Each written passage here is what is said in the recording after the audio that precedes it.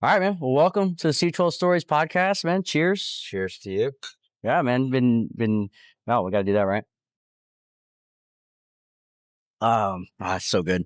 But yeah, man, we've been wanting to do this for a hot minute. Amongst other things, trying to get back on the ball field with you, trying to get you back out there.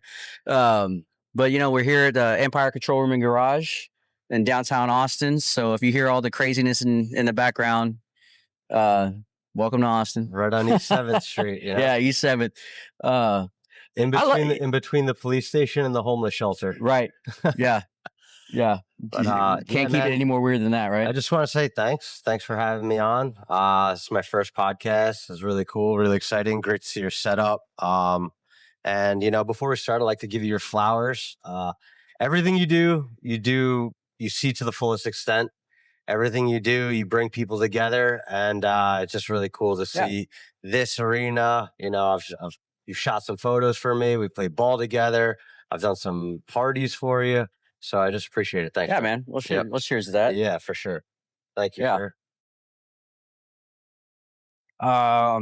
Maybe, I don't know. I appreciate that, man. Yeah. I wasn't expecting that, but I think you put a lot of energy into your passions. Yeah. And that shows. And that's what creativity is all about. Yeah. So, as from one person who kind of does somewhat the similar thing, I can appreciate it. Yeah. I appreciate that, man. Yeah. That's awesome. Well, shoot. Enough about me. Let's talk about you, man. I know we met in the baseball world. We've had Tyson on before, and talked about that kind of life, and that's how I've met him as well. But let's backtrack further than that. Let's talk about where you're from. I know you're from the Northeast. Yep. Right in the New York area, Long Island, New York. I was born in Glen Cove, which is in Nassau County, Long Island. That's where my mom was from. My mom had me when she was a little bit younger. I'd say the first in my informative years, probably before third grade, I moved 8 times. Ooh, I was all over the island. We moved to Florida. We came back. And then eventually we settled in Hampton Bays. Hampton Bays is on the east end of Long Island. Okay. Just basically, so you'll see Long Island has 2 forks. Yep. We're right at that first brink right there. Out here is Montauk. Out here is Greenport. We settled down there, man. And that's just basically one of the greatest towns. Lot of characters out there. Big surf, restaurant, bar town, and it's beautiful. Just a beautiful spot. People call it the Hamptons. It's like the blue collar Hamptons. Okay. Yeah. So gotcha. it's just a great place to grow up. A lot of great people, and definitely shaped who I am. Yeah. Sure. So tell me about this. I know being that close to New York City. Yep. Like that's a whole different vibe than totally different. So is it really like that? Like, so my hometown is about an hour and 15 minutes away from New York City. So what people do is they take the Long Island Railroad straight in, go to Jamaica, go to Penn Station. So it's close, but it's not that close, Yeah. But we make our way in there. We do our damage. It's far enough away, probably. Yes. Yeah. But flying into New York when you get to JFK, especially after a long trip, you have another freaking 2 hours to get where you want to go. Yeah. So it's far enough, but it's close enough. Yeah. I hear that. Yeah. So I didn't grow up near a big city, around professional sports town. Tell me about that growing up. Obviously big Yankees fan. Yep. I know that. Yep. Not sure about your other sports that you follow or anything like that, but tell me about that. Like, going into I'm sure you watched a bunch of games at old Yankee Stadium. Yeah. Probably at new as well. Both, man. I think I've probably been to 130 games, Yankee games. Me and a group of my friends, every year we'd buy a season package where we'd buy 14 games. If you can't make them to all of them, you just sell a couple tickets, end up making your money back. So we would be going in all the time. I'm Yankees, New York Giants, and New York Rangers. Okay. Growing up, I was spoiled, man. Yeah. A lot of Stanley Cups. Yeah. Couple Super Bowls. Yeah. Mark Messier, Brian Leach, Adam Graves, Mike Richter, all those guys. My grandfather actually worked at Madison Square Garden for like 30 years. So the Mecca. Yeah, the Mecca, you know. So it was kind of ingrained in my family. Yeah. So he'd give us all of the practice gear, all that stuff. So yeah, we grew up just doing a lot of sports stuff. I mean, Yeah. Yankee Stadium. The old one was one of the greatest places on earth. The new one's more commercialized. Yeah. You know, it's beautiful, but doesn't have that same Yeah. authenticity. Right. You know, and then I mean the Giants, man, New York Football Giants. Growing up, we were spoiled. You know, what do we have? Yeah. 6 Yankee World Series, 2 Two Giants Super championships. Yeah. Bowls, 2 Well, Stanley 4 Cups. if you're counting more recent ones too. Yeah, but I mean, since then it's been pretty big downslope. Hey, I'm a Cowboys fan. Yeah, Come on, don't talk to me about that. Yeah. It's been more than half my life I've been rooting for that team. So I think the last time the Cowboys won a Super Bowl, I don't know if Wi-Fi was invented yet. So it was probably very in its infancy, if anything. Yeah, no, but yeah, it's just, I mean, sports have been like just a huge part of my life. I grew up playing football, basketball, baseball, lacrosse. And lacrosse is pretty big up there too, right? It's big up there. My school didn't offer it, but Yeah. my uncle used to play lacrosse for Maryland. He was an All-American, so he kind of got me into it a little bit. And I would do some summer camps and stuff like that. So lacrosse is in baseball season. They're kind of arch enemies type thing, but just being that like you know, my uncle is kind of like a Long Island legend in lacrosse. It was just like in my family type thing. Yeah. I never stuck with it. Like I'd go to camp every year, but it was never a passion of mine. Right. Yeah. You know, baseball was everything. Baseball just taught me so many life lessons. Yeah. And so let me ask you this though. So knowing that I know that you're a baseball nut fan, love playing the game. I mean, it probably wouldn't. It might have not even changed anything, but like since you got to see professional baseball, that probably. I mean, you can tell me if I'm wrong, but like, did that gravitate you more towards baseball versus lacrosse? Like, you didn't see a professional level of lacrosse. I mean, yeah, there is no professional lacrosse. Right. It was mostly just like family stuff. Yeah. And, you know, my uncle would take me out. We'd go on, you know, on the beach and just have catches and whatnot. But baseball, my mom taught me how to play baseball. My mom was my first little league coach. And shout out to mom. I didn't know that. Mom's a G. Mom's a total G. Yeah, exactly. So she got me into baseball, and then my dad was very influential in that. He coached me. You know, my mom and my dad both coached me a lot, and it was just, dude, I just feel it in my soul, man. Yeah. Everything about the game, you know, the statistics, the teamwork, everybody's got to play a role. Yeah. There's no one-on-one. No. You know what I'm saying? And everybody, you could be a great hitter, a great fielder, but it takes everybody to win a game. Yeah. You know, so Yeah, to me, that was really important. It's interesting, man. Yeah, absolutely. You know? I mean, baseball is just one of those sports. I think I don't know. I've played all the sports too, but like, say it. Something about baseball. Say it. You know, it's the best. Well, one, people that say it's boring, they probably are not good at it. Yeah. But there's just something about the game that you see just everything happening. And maybe it's because we see it a different way than other people. Yeah. But if you get someone to watch the game, like there's something always happening. Yep. Like it's not a boring game. Not at all. You know, and now it's boring if you don't really understand it. If you don't understand it, yeah. Or, you know, I mean, I don't even know how you can think it's boring now with the pitch clock. Yeah. And now with ABS. ABS is, you know, that's making it another level of excitement, you know. Yeah. So yeah. I mean, I just think that there's strategy involved. Yeah. And I mean, just everybody on the field has a totally different responsibility. Yeah. You know, whether it's a pitcher, a catcher, those are the two main proponents on the field. Yeah. You know, first base, third base, the hot corner, middle infield, you're always looking to turn two. Just kind of where the placement of each person is. When I was younger, they didn't have the little sleeves that tell you like where people pitch comp. Yeah, exactly. Yeah. So I mean, just kind of grasping each individual component of baseball. Yeah. How can you not be passionate about it? Yeah, man. It's, you know, baseball, man. Like when you get into it, man, it's a love, man, for sure. Some of my best friends, including you, Tyson, you know, Emmett, all those boys that we started playing with. I mean, we'll get into it, but even back home, man, some of my best friends, some of the greatest times I've ever had is throwing a baseball on the beach with some of the homies, you know? Yeah, I hear that. Yeah. All right, so we're kind of playing lacrosse a little bit, but we're starting to gravitate more towards baseball. So you're playing youth ball. Yep. Played high school ball, I'm assuming. Yep. So we get through high school and stuff. Did you play any college ball? I didn't play any college ball. I played a ton of summer leagues. Okay. Played in a bunch of all-star tournaments. Still up in the Northeast, though. Still up in the Northeast. Then, so I'm from Hampton Bays, and Southampton is our rival. They're right next to each other. Yeah. Me and my buddy, we were playing for a Southampton baseball team, the MABL, same exact league we're in right now. And I mean, it was just a bunch of drama. They didn't like us because we were the Hampton Bays Cats. We were better than them, but we weren't getting the burn that we wanted. Right. So me and my buddy Mike Kovar, we just said, fuck these guys. And we started our own team.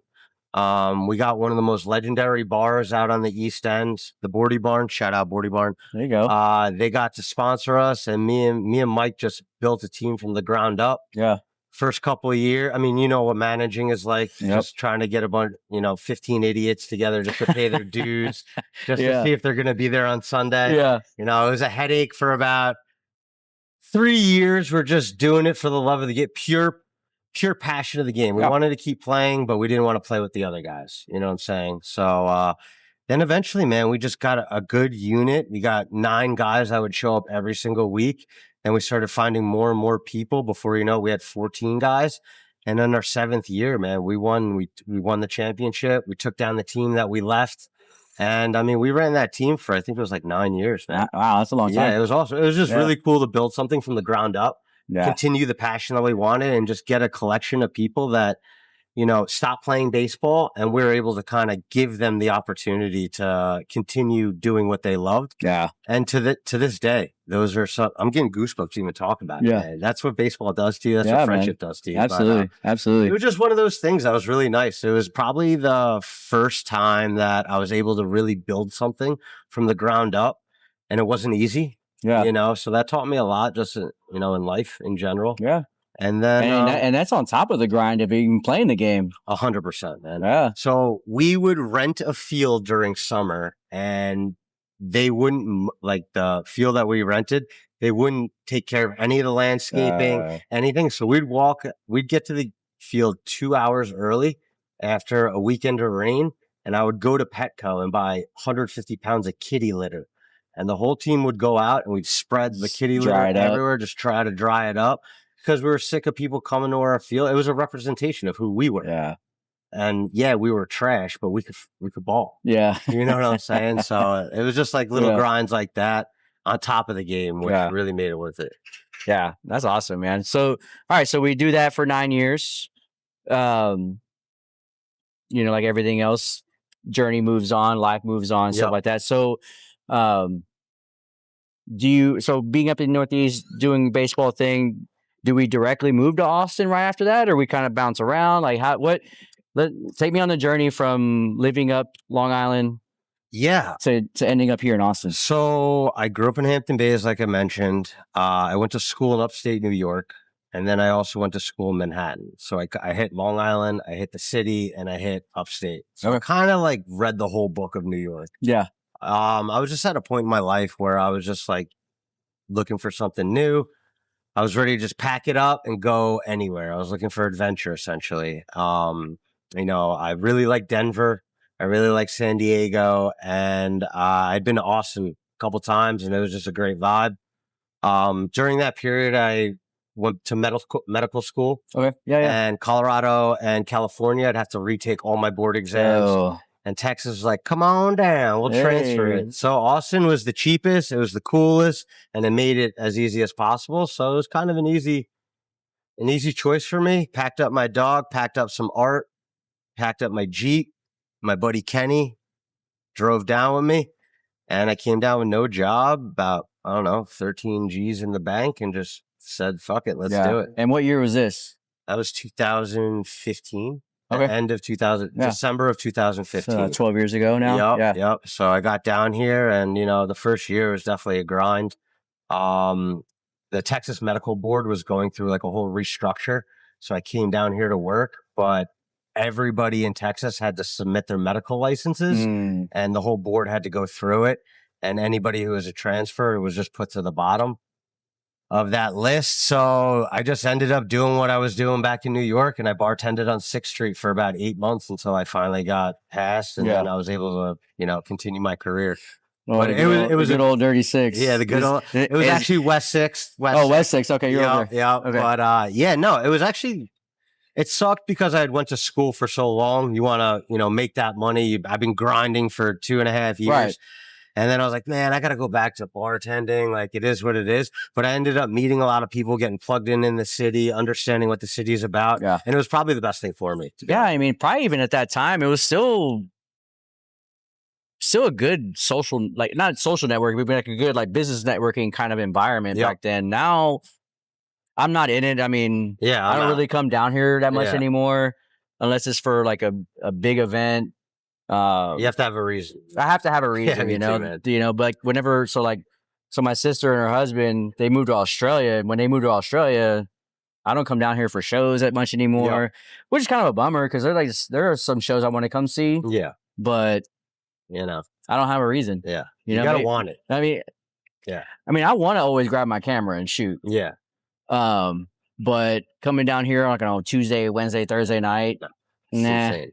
Nah, I'm good. I don't have it in me anymore. I did it for a while, and now, I live about 15 minutes out of the city, and there's a nice little infrastructure over there, and everything's pretty much at arm's length. So we come down here when if we want to go to a comedy show, or we got a like a music show, or I got to work or something. But I don't know. I'm with you. Hey, look, I'm saying 40. This. I'm probably speaking for both of us. Like, we're not saying that don't come to Austin, don't come downtown, don't come enjoy the stuff that's down here. Like, there's still stuff to do down here. Is it the same stuff to do whenever I moved here? No. Is it the same stuff when you moved here? No. Yeah. But it's still a cool place, man. Like it's awesome. It's just it's the point in your life. I always tell people, man, if someone told me you can't live in the Austin area anymore, I was like, point me to the next tax-free state that's not Florida. I was just about to say, exactly. So Tennessee is looking pretty good. Tennessee's not bad. Nashville's a great city. Yeah, man. Nashville's, I love Nashville. Yeah, Nashville's fun. Yeah, Nashville reminds me of like old 6th Street. Yeah, 100%. Where you walk down Broadway and you're seeing band music, live music. Yeah. I wish we could get back to that here. Who knows? It might. It's just changed here. Yeah, it hasn't changed for the worse. It hasn't changed for the better. It's just changed. I think it's really just an objective thing. Yeah, absolutely. Like, it's what you like and where you are in your life. You know, like I just turned 40 when I was. Welcome to the 40 Club. Thank you, sir. I wish we could do the 40-40 Club. Oh, that'd be great, right? 40 still on bases. Yeah, man. But you can. Well, it's a great town, though. I'm not not saying anything about Austin, man. I love Austin. It's been a big part of my life. Yeah. Like, I mean, I've outside of being in the Navy and being away from it. Yeah, it's home. Yeah, I mean, after a decade, it's definitely my home. Yeah, absolutely. All right, so we're here in Austin. We're trying to find our way and stuff like that. And we're starting to work in the medical field. How long do we do that?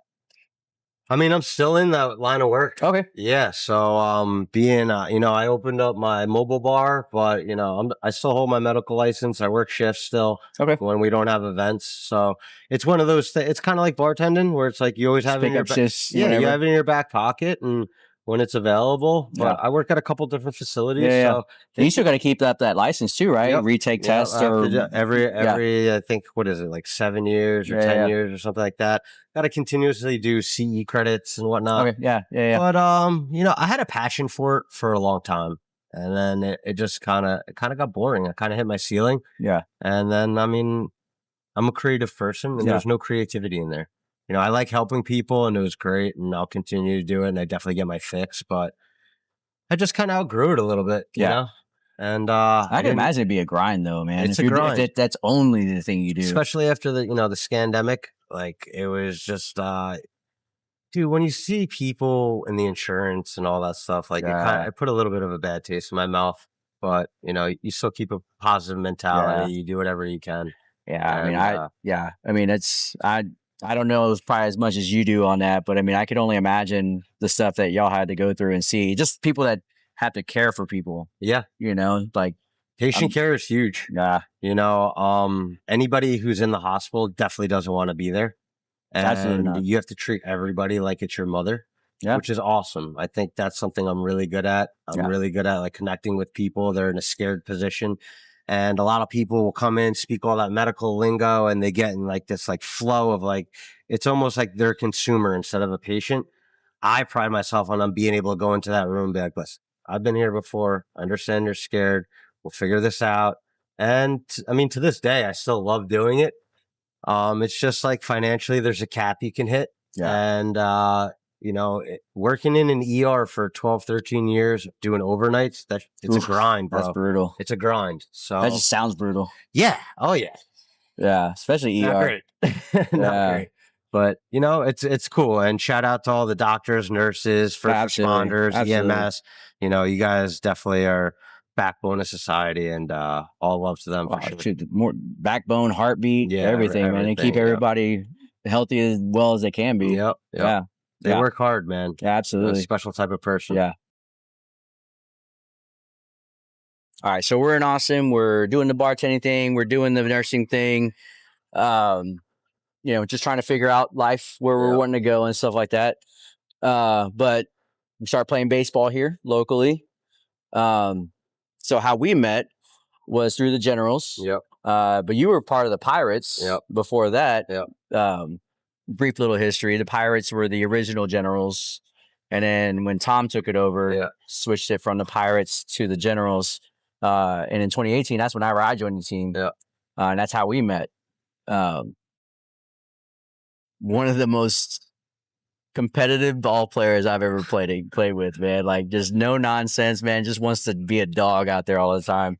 But man, I tell you what, like, that was like you were talking about earlier, you know, just where those like formative friendships and bonds and moments happen. Like, that's, you know, that we've been friends ever since.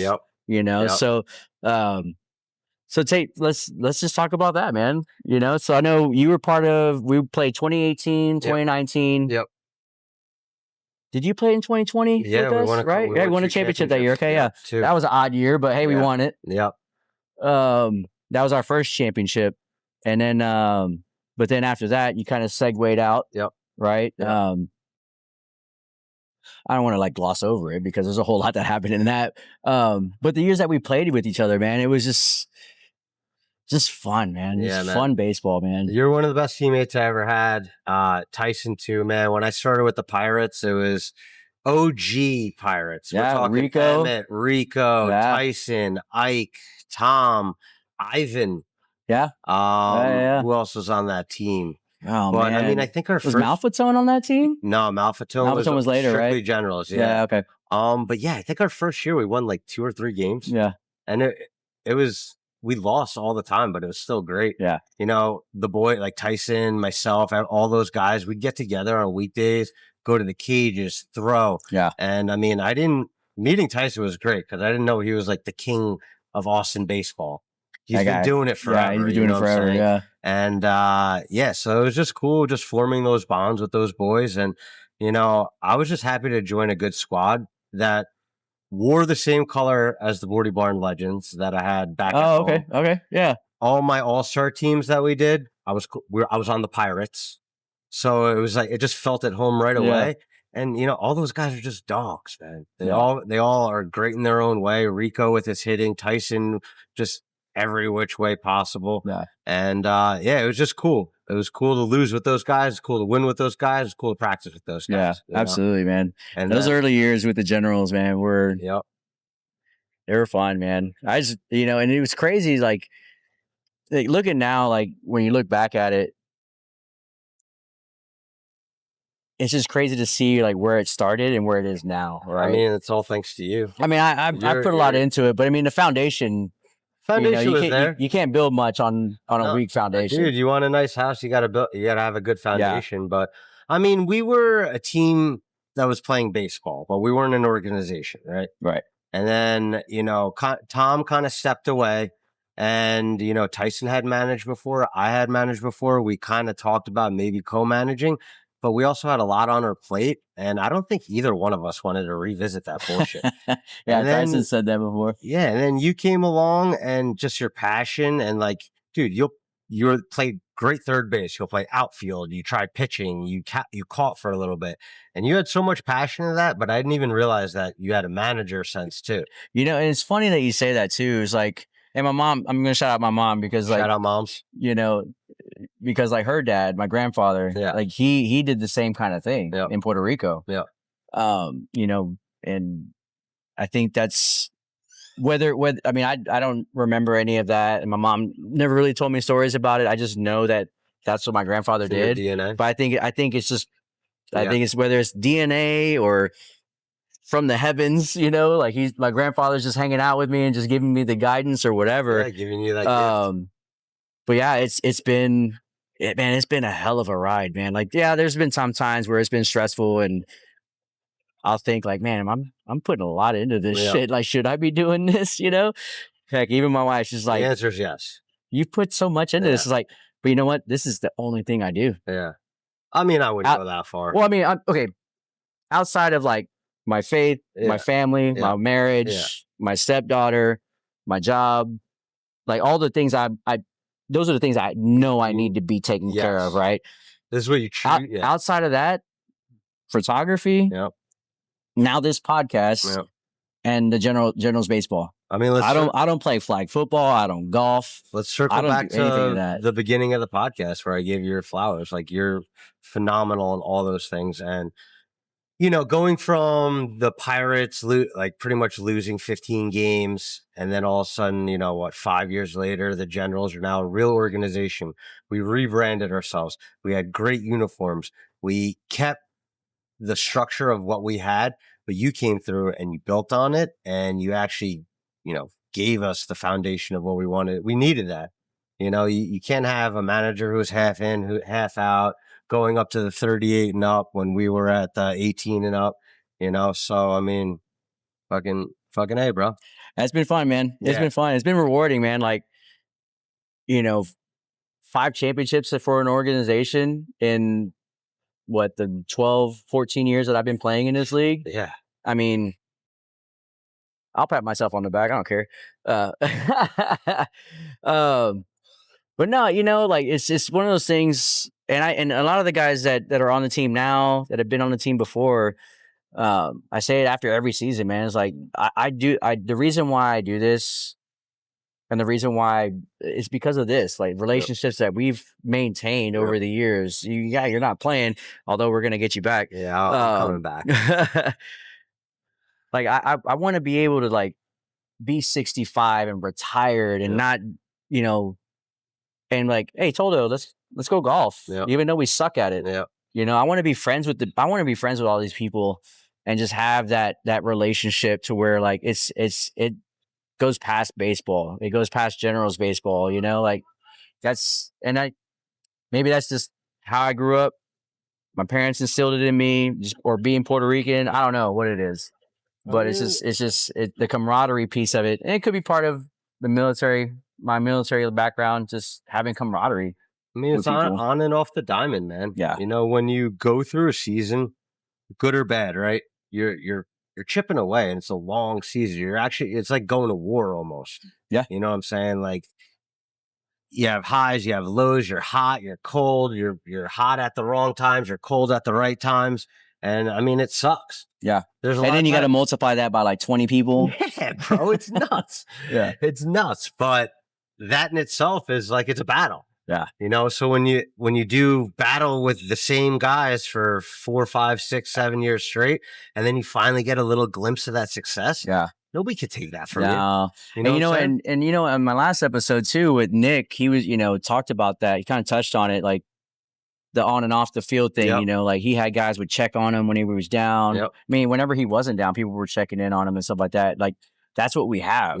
You know, like Generals baseball it's bigger than what's on the field. It's bigger than what I put on social media. It's bigger than all that stuff, mean, right? Our significant others, our kids, our friends, our family, they're all part of the crew. Yeah. You know what I'm saying? Like, my wife was wearing a Generals hat the other day. Hit some BP after we got knocked out of the playoffs, 100%, man. And like, I have a video of that, and it's Grateful Dead playing in the background. We had just lost a devastating playoff Yeah, I game. know. It's And you brutal. know what? We said, you know what? It sucks, but we're going to make the best out of this night. The lights are going to go off in about 2 hours. Let's just have the ladies come out and hit BP. And I left that night, and it was awesome. That was the best night ever, man. Yeah, it That was so such a much fun. yeah, dude. And that's what it's all about. You know, the same thing, man. We My motto repeated in it. baseball: are you having fun, and did you get dirty? If you do both of those, you win every game. Absolutely. Yeah. But yeah, man. But yeah, I'm looking forward to the day we get number 23 back Yeah. out on the diamond. Yeah, man. It's probably coming soon. I think maybe next year. You know, I'm just raising my daughter right now. Yeah. Yeah. New dad. I Yeah. got the jujitsu Congrats thing on that, going. I man. got the new business, so my hands are a little full. But once like the business kind of evens out, and you know my daughter's able to come to the games, Yeah. we're not planning. We got to get another one growing up in the dugout. Yeah, dude. No, I'll be back for sure. Yeah. For sure. Absolutely. 100%. Also, shout out to Danielle. Yeah, Danny, I love you. We got the ghetto bird flying over. All right, so not playing baseball right now, which is all right, but we're doing Lonestar Libations. So mobile bar. Yeah. Right. I'm assuming coming from working in the bar industry, Yep. you kind of had that, I want to say itch, but you had that knowledge. But where does that knowledge or that history of working in the industry, how does that turn into Lonestar Libations? Yeah, that's a good question. When I was in New York, I worked with an old friend of mine who had a beer fire truck. So we used to do kind of like the same thing as this, but it was just beer taps. It was really cool. It was a messy business, but it was fun. You know, it was creative. It was fun, and you know, on the opposite side of the medical thing where everybody's kind of down, on this side, everybody's having a good time. You can chop it up with people, everybody's loose. So, you know, it was always something that I don't know shit about business, or it didn't, you know. So it was just kind of one of those things where, you know, I kind of hit my cap in my field. I got all my licenses and whatever, and I just wanted something for myself. So I was like, all right, I'm gonna build a little beer cart. We'll do some weddings, private parties, stuff like that. Um, and in the last 3 years, it kind of blew up a little bit, man. You know, a lot of times, you know, we're doing big festivals now. And it's all about the networking and doing good business and knowing people and helping people. You know, I've done the generals party for the last, was it 3 years? Yeah. So it started out with a little beer cart, and then I bought this thing and, you know, just refurbished it. It was basically just a blank canvas, and I was able to, you know, paint. Yeah. And now we're here, and just, you know, just picking up where I don't know where it takes me, man. I'm just happy to be a part of it. Yeah. You know, Yeah. every week is kind of a surprise, but I'm just happy that, you know, people are happy. You know, I'm kind of in the realm of being successful right now, which is good. Yeah. And, you know, it's just have fun, man. You know, So let me ask you this: how do you broach the starting a business like this with the wife? oh man, dude, that was imagine. No, I'm putting you on the spot. Yeah, here, but- no, she's a rock star. You know, after what, like 6 months after we got married, we just bought a house. I like came home one day. I was like, think I'm buying a horse trailer to sell beer out of. And she just looked at me. I was like, all right, bud. So whatever you want to do. I could see her face. Yeah. You know, but she's been super supportive, and I'm really lucky that she, you know, she'll just kind of go along with my crazy ideas. Yeah. And I mean, Danielle is a special woman, and I'm really lucky, because a lot of people would have looked at you like, you have a good career, man. Let's let's keep the paycheck coming. Yeah. You know? Yeah. But yeah, she's just been, I'm really lucky to have a very supportive partner. She's awesome. Dude, she could sling drinks with the best of them. Watch out. You know, at Incendia Fest, she had the highest bartend. She hasn't bartended in 5 years. She gets behind the bar, killing it. You know? So yeah, it's kind of nice having your wife as an employee too. You know? Yeah. Yeah. We can cut that if you need to cut that. Nah, keep it. That's awesome though, you know, because like, you know, like there's a lot of different things. Like even my wife, like she's supportive of like what I do with this, and like, I mean, there is certain things, like we can't just like blow the budget. No, We have course. responsibilities and stuff Yeah. like that. But she definitely, my wife Candace, she definitely supports like my creativity and this photography and stuff like that. There are times where I feel like, there's been times where she's been supportive of like where I just want to just like, I'm done. I'm gonna Yeah. sell all my crap. Yeah. I don't want to do this anymore. It's just like, why? Yeah. She kind of brings you back to reality a little bit. She brings me back to reality on a lot of things, not just that. So when you go from managing one team to two teams to three teams, when does she say, "Hey, bud"? So okay, so we're backtracking a little bit, but so whenever we had just a 28 plus team, Yeah. it was just that, and then good.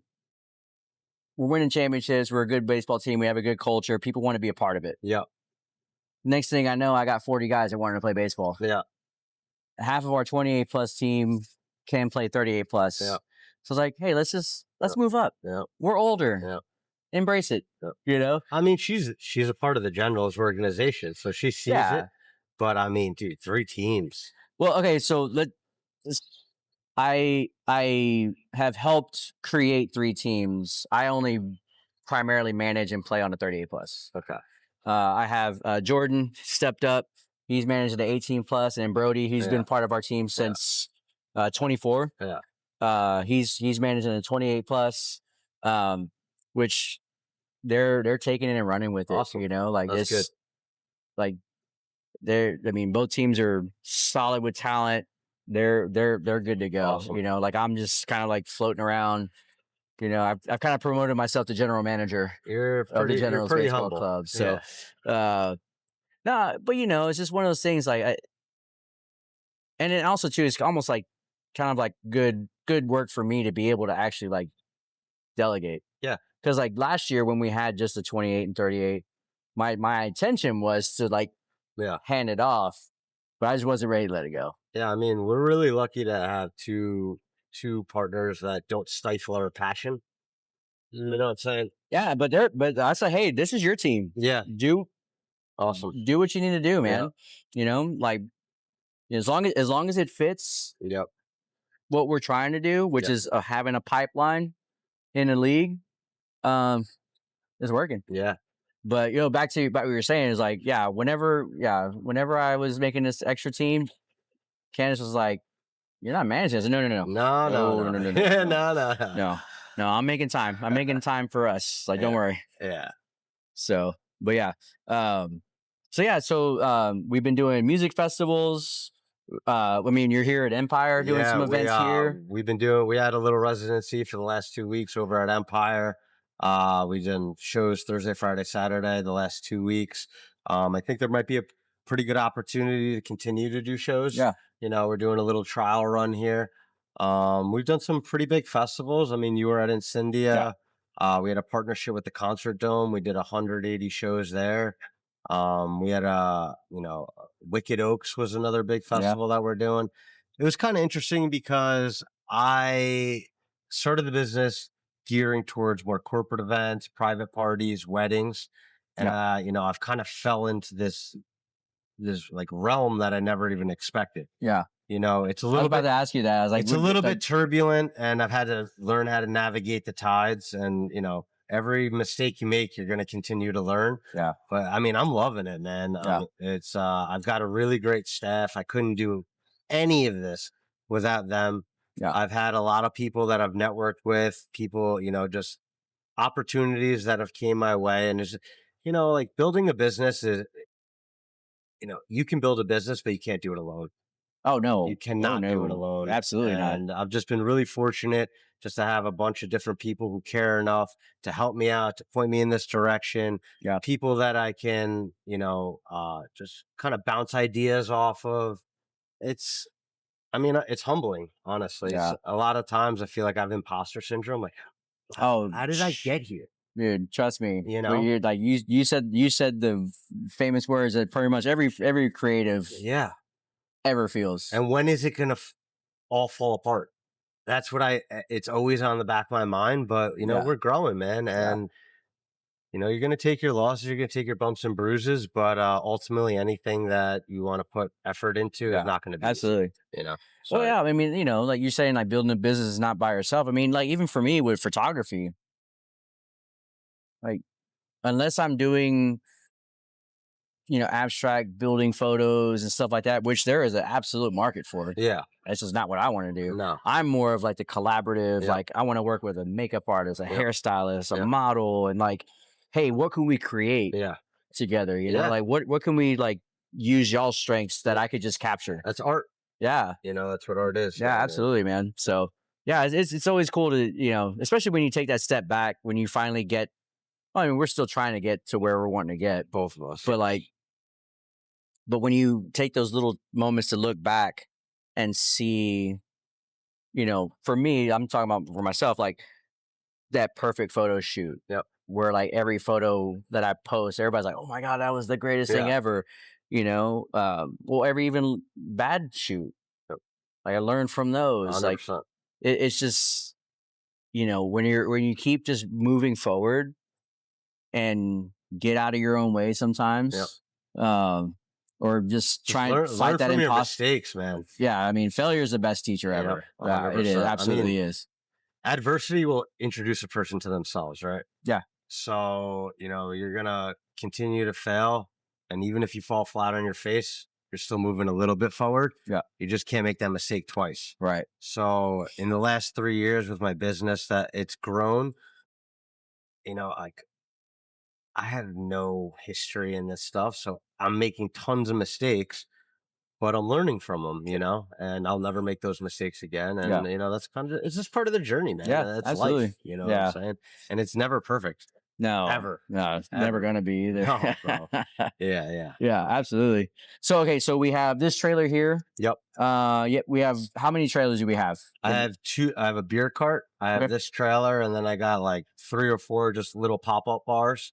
So like if you were gonna have like a 30-person, basically I built all my trailers to scale all sorts of different events. Okay. Yeah. So if a 30-person party, we have a little couple pop-up bars, one bartender type thing. You want to go up to 75 to 150, we'll bring you the beer cart with some pop-up bars. And then this thing can service infinite, Yeah. essentially. Right. So I kind of like geared my business model to kind of fit every realm. Yeah. Just so I could pretty much make the connections that Yeah. I I need mean, to you could make kind there. of have a wide net Yeah. of potential. And that wasn't my plan at all. It was just a beer cart. Yeah. So but yeah, it's been interesting. It's Yeah. been cool, man. That's awesome, man. I mean, it's one of those things like it's just you never know what the future's gonna have when Yep. you start something. Yeah. I mean, look at Tyson. He started Yeah. out with a glove. Yeah. I bought his first JL glove Yeah. and I bought his 100th JL glove. And now the Yankees are wearing JL. And I could not be more proud. Yeah. Tyson. Yeah. And he's got bigger things coming too, Yeah, man. dude. He's absolutely got bigger things Yeah, coming. he's I mean, it's same for me. Like when I got into photography, I always had a camera and took photos of stuff. But like, what got me into photography is my brother Chris. yeah. I was home on leave. And I've kind of said this before, so people that have watched this podcast, I've said this a couple of times before. But I was home on leave for my 10-year high school reunion, and he was like, "Hey, I got an extra camera. You want to come with me to Voodoo Fest in New Yeah. Orleans?" Sure. um, yeah, and then I was shooting photos, helping him out, and then I got to shoot photos of the Foo Fighters, and I was Yeah. like, Yeah, this "This is is it! awesome. Yeah. Like this is so much So prior to fun." that, you had no like photography Mm-mm. passion at all. No, So that's what got you. Chris got you into it. That's yeah, dope. yeah, Awesome. and he'd been doing it longer than I have, and he does it way better than I do. I mean, I've seen his. Yeah, I mean, but it's been fun, man. Like it's been a fun journey, and like Wait, when did you start shooting? that was like 2010. 2010. All right, so you're deep in the game. 2010 at the Yeah. time, and 2010 Voodoo Fest, and yeah, man, it was just one of those things. It was like, man, this is fun. Yeah. That's where it kind of started, Yeah.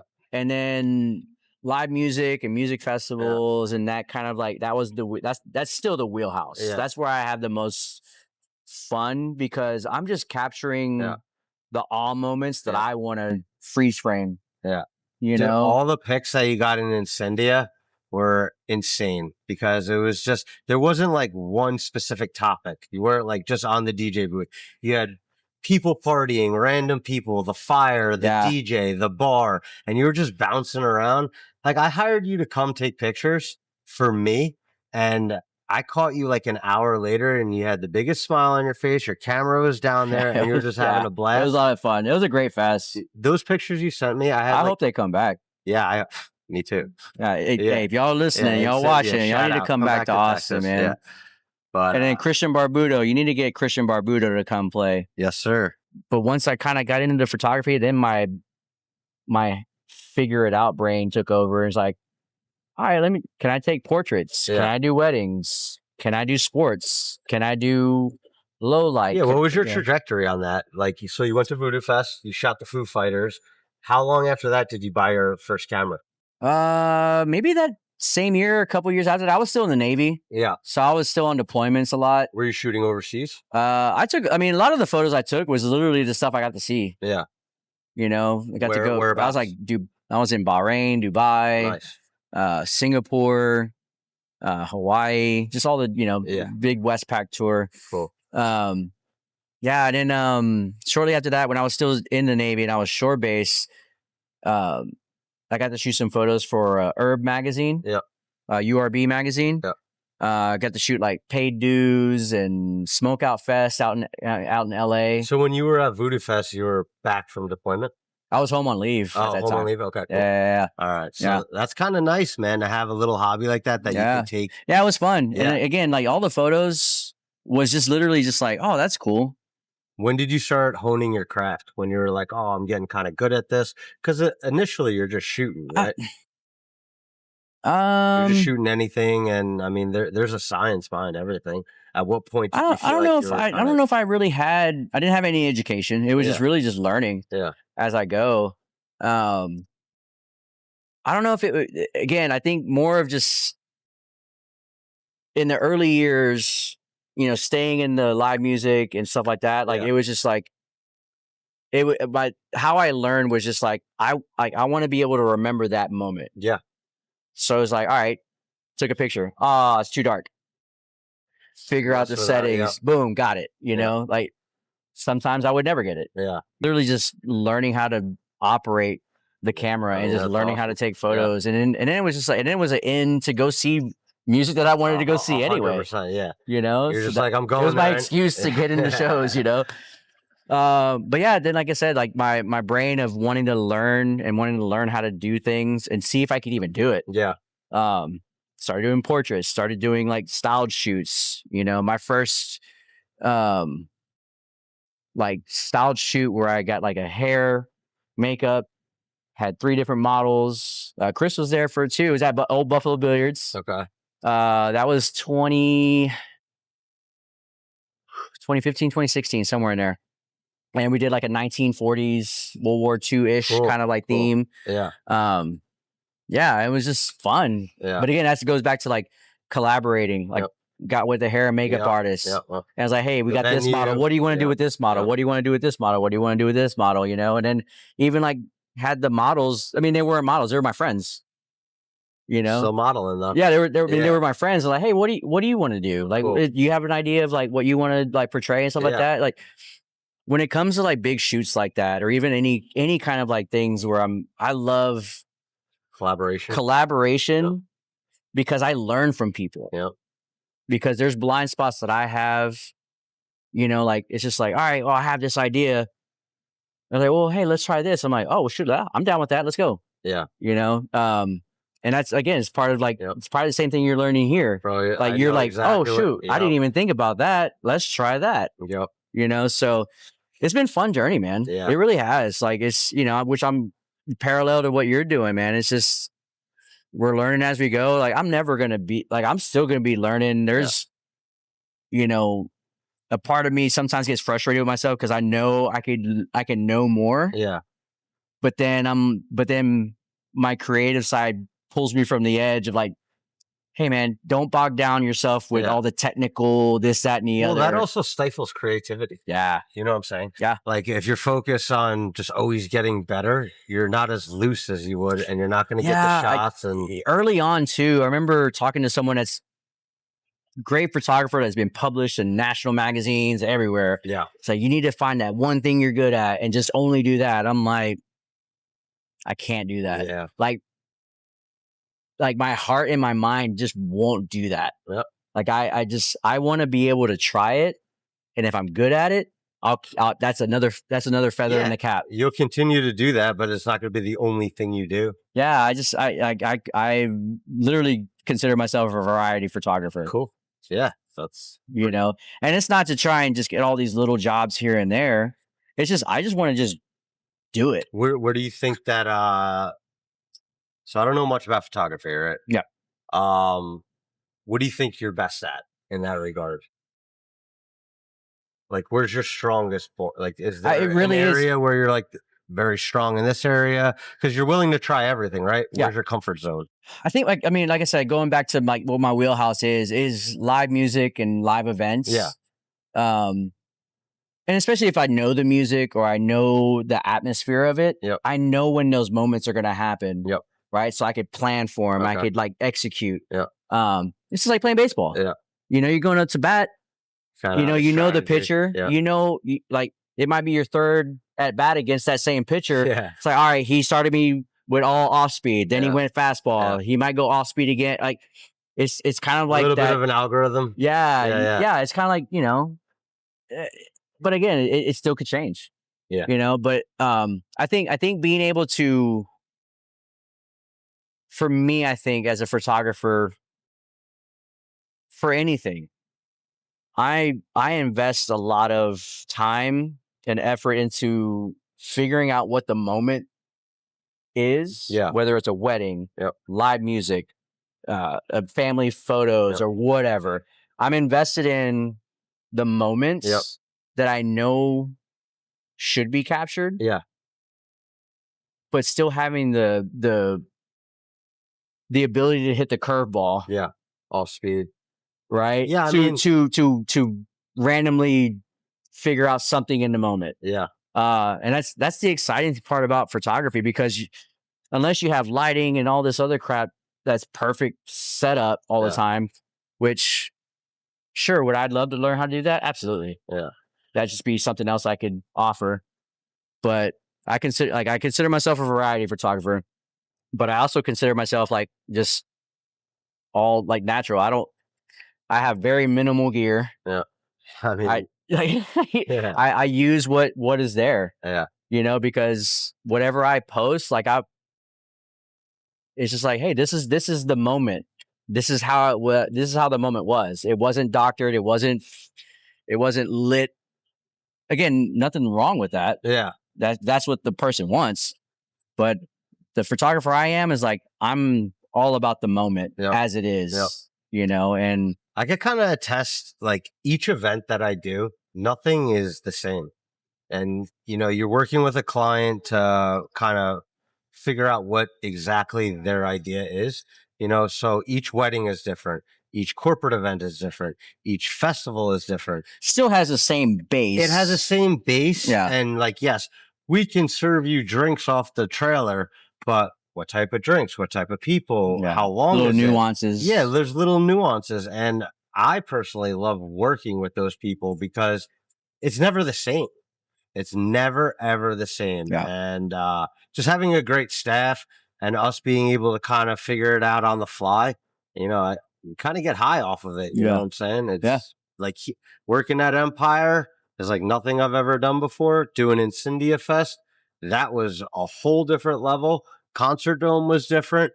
All the weddings we've done, all the corporate events, everything is unique. So I love it. Yeah. I love it. Yeah, that's awesome. Yeah, I mean, it's, like I said, it's very parallel to photography. It's different industries, different venues and avenues, but it's the same baseline of there's nothing's the same, but sort of the same. Yeah. There's different little changes here and there, but but yeah, I mean, it's pretty cool, man. I've seen this thing grow from the beginning. Yeah, yeah, man. It's been, So and it's pretty awesome, I man. appreciate all the opportunities, man. Just doing the generals, uh, end of the year parties every single year. It's kept me in tune and kept me having like a pulse on actually what the ball club is doing, getting to see all the old homies. All the old Yeah, schools, man, yeah, and it's great, dude. You named an award after me. You know how humbling that is? yeah, That's like yeah, one of the man. coolest things ever. And I'll be honest, if you want to get me back on the field, that's the way to do That's the it. way to do it. Yeah, dude. He'd be a living legend. Yeah, yeah, Yeah, this has been fun, man. I could do this. I could do this for hours. yeah. It's awesome. Thanks. But let's wrap with this. What do we have in the future? What's going on with not? I mean, let's go. What's going on with the family? Future things with the family. Future things with Lonestar Libations. Like, what do we have on the horizon? Man, I just had my daughter 9 months ago, Gianna, and it's completely like just changed my life in every avenue. I went from seeing black and white to color.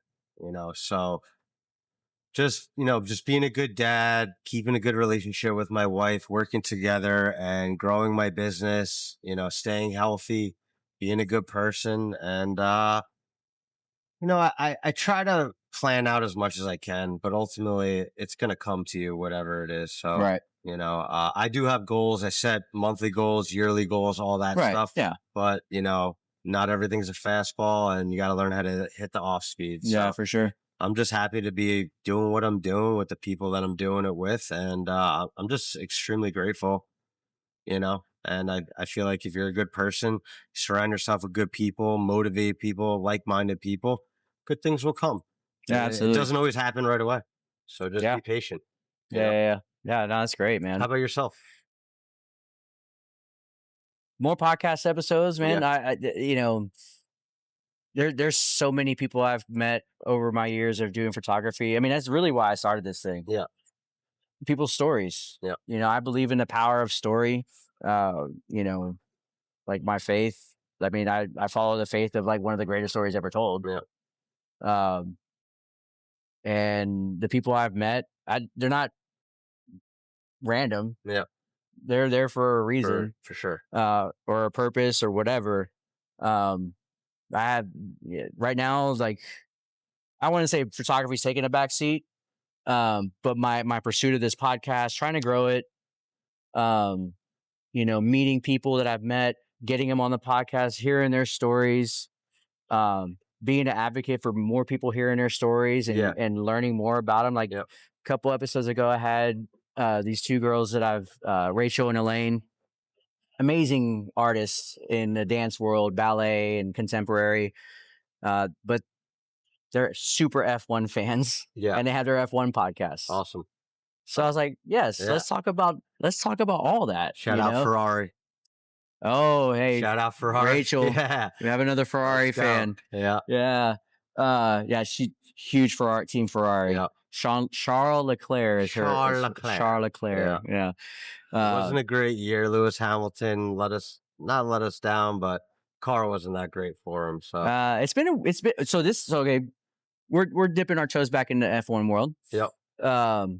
But like this is my first year of actually really like watching it. Oh yeah. Because of their podcast. I've Yep. been listening to their podcasts ever since I found out they had one. Yep.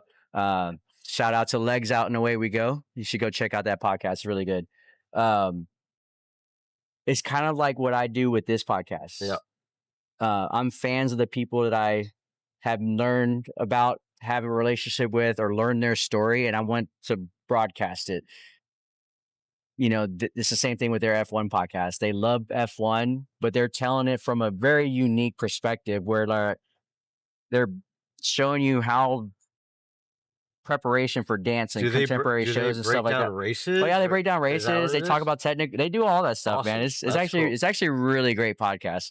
But you could see the passion that they have. Yeah. And in the sport of F1, their world of Yeah. the dance, and how those two things are very similar Cool. in a lot of ways. I'm interested, man. Yeah, it's really great. Yeah. It's a really great podcast. Yeah. Again, Legs Out and Away We Go. Legs with out and Elaine and away we go. Rachel. I'll It's check it really out. great. But I mean, and Tyson, we've had him on here before. Nick Valtrin Yeah. pitched for us for the Yeah. Generals. Emmett and his band. Yeah. Um, yeah, man, it's just this is the biggest passion I've ever had. Cool. You know, with just learning people's stories, where they come from, and like how our lives intermingle. You know, and like that's just always it's just really cool, like how things just kind of just work. Well, I appreciate you having me on, man. It's really cool to hear that and, have this microphone in front of my face. So, Yeah, awesome, dude. I really yeah, man. appreciate it. And I will do anything to support you going forward. And Same, man. yeah, Yeah, thanks, man. absolutely, man. Well, shoot, we're out, man. We're out, Look everybody. I got for, to finish mine, so yeah. let me finish mine, and then we'll get out of here. Well, okay, man. I appreciate it, man, having you on here. Wish you all the best of luck, you, Danielle, and the family, Yeah. and yeah, man. Let's have a catch soon. Yeah, absolutely. All right, bud. Thanks, bro. All right, cool. All right, thanks, y'all.